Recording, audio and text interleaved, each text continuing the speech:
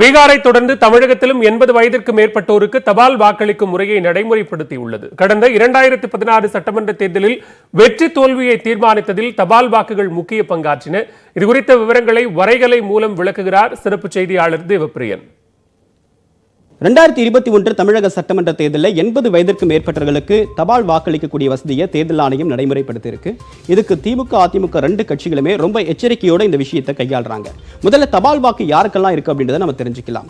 தபால் வாக்குகளை பொறுத்த வரைக்கும் ராணுவம், மத்திய அரசு வெளியுறவுத்துறை பணியாளர்கள், அத்தியாவசிய பணியில் ஈடுபட்டிருக்கக்கூடிய காவல்துறை, அரசு பணியாளர்கள், இவங்களுக்கு எல்லாமே தபால் வாக்கு அப்படின்றது இருக்கு. அது மட்டும் இல்லாமல் தடுப்பு காவல் இருக்கக்கூடிய அரசியல் தலைவர்களுக்கும் முக்கிய நிர்வாகிகளுக்கும் இந்த தபால் வாக்களிக்கக்கூடிய நடைமுறை என்பது இருக்கு.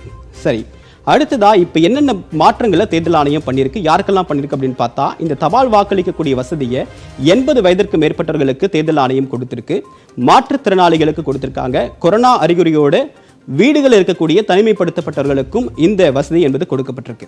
சரி, 2016 பத்தி நம்ம முதல்ல தெரிஞ்சுக்கலாம். அப்பதான் தபால் வாக்குகளை பத்தி சுற்றி இருக்கக்கூடிய சர்ச்சையை நம்மளால புரிஞ்சிக்க முடியும். 2016 மொத்தமா பதிவான வாக்கள் அப்படின்னு பார்த்தா 4,32,05,158 வாக்கள். இதுல தபால் வாக்கள் மட்டும் 3,04,497 வாக்கள் பதிவாகியிருக்கு. கட்சிகள் வாரியான பார்க்கலாம். திமுக கிட்டத்தட்ட 86,557 வாக்களும், அதிமுக 70,744 வாக்களும், காங்கிரஸ் கட்சி 32,200 வாக்களும் பெற்றிருக்காங்க. பாட்டாளி மக்கள் கட்சியை பொறுத்தவரைக்கும் 15,149 வாக்கள், பாஜகவுக்கு 6,890 வாக்கள் கிடைச்சிருக்கு, மக்கள் நல கூட்டணிக்கு 12,121 வாக்கள், நாம் தமிழர் கட்சிக்கு 2,794 வாக்கள் அப்படின்றது கிடைச்சிருக்கு. அது மட்டும் இல்லாமல் ஏன் இந்த தபால் வாக்கள் வெற்றி தோல்வியை தீர்மானிக்கிற அளவுக்கு வலுவாய்ந்ததா அப்படின்னா, ஆமா, ஏன்னா ராதாபுரம் தொகுதியில் திமுக வேட்பாளர் அப்பாவு தோல்வியை தழுவினாரு. அந்த வெற்றி தோல்வியை தீர்மானிச்ச வாக்களோட எண்ணிக்கை வெறும் 49.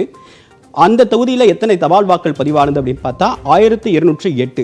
இந்த வாக்குகள் செல்லுமா செல்லாதா அப்படின்ற வழக்கு தான் இப்போ உச்சநீதிமன்றத்தில் நிலுவையில் இருக்கு. இப்போ வரைக்குமே தீர்ப்பு வரல. அது மட்டும் இல்லாமல் காட்டுமன்னார் கோவில் தொகுதியில் விடுதலை சிறுத்தைகள் கட்சியின் தலைவர் 2016 சட்டமன்ற தேர்தலில் போட்டியிட்டாரு.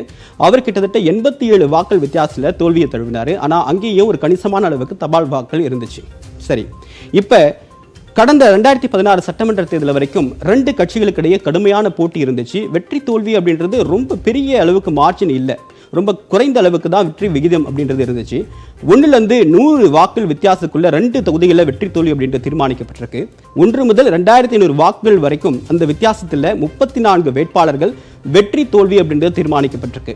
ஒரு தொகுதியில் சராசரியா 1000-2000 வாக்குகள் இருந்தா அப்படின்னா அந்த நிறைய தொகுதிகளில் வெற்றி தோல்வி அப்படின்றது மாற்றம் ஏற்பட்டிருக்கும் அப்படின்றதான் இது மூலமா தெரிஞ்சுக்க வேண்டிய செய்தி. குறைந்த வித்தியாசத்தில் யாரெல்லாம் ஜெயிச்சிருக்காங்க அப்படின்னு பார்த்தா திமுக வேட்பாளர்கள் 11 பேரும், அதிமுக வேட்பாளர்கள் 23 பேரும் ஜெயிச்சிருக்காங்க.